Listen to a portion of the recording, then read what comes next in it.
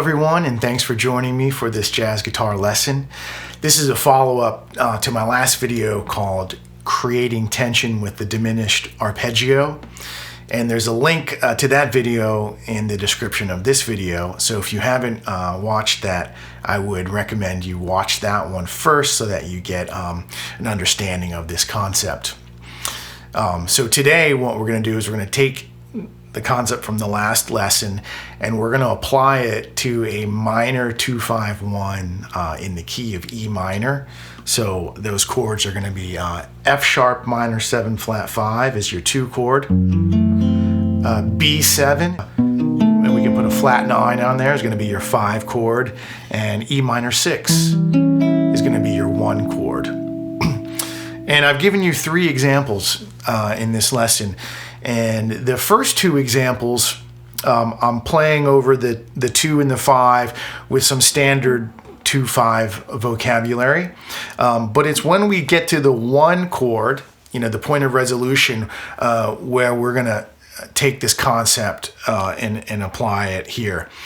So at the resolution of a 2-5-1, we usually have consonants.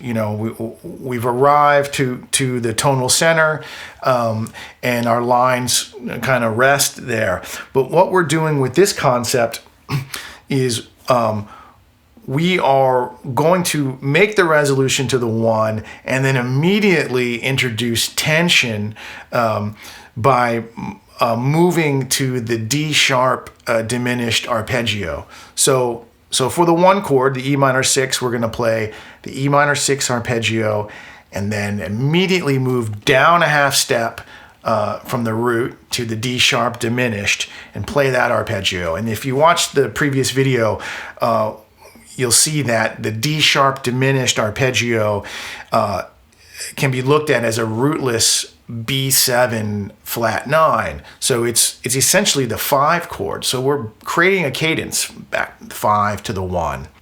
So just to recap, we're going to play over the 2, we'll play over the 5 with some standard vocabulary.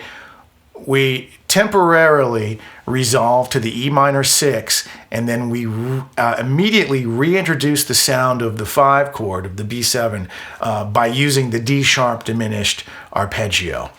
And we do this to create more tension, and we get some very interesting lines that kind of move back between consonants and dissonance. Now the third example is a little bit different.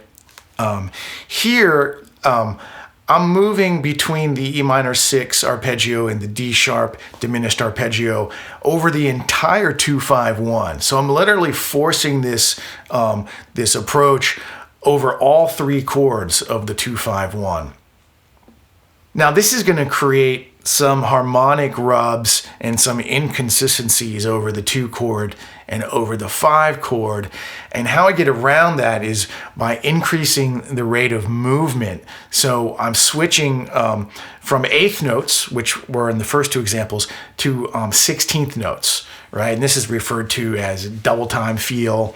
And because I'm moving through these arpeggios at a faster rate, and because the concept is so strong of this essentially 5-1 cadence, the ear will accept it. You can get away with a lot of things, at a faster tempo or by moving through 16th notes that you may not be able to get away with at a slower tempo, or if you're sitting on the notes longer, because there's going to be much more of a rub if there are any inconsistencies with your approach. But like I said, at a fast tempo, this has a great sound. Thanks so much for joining me, and I hope you found this information useful, and I'll see you next time.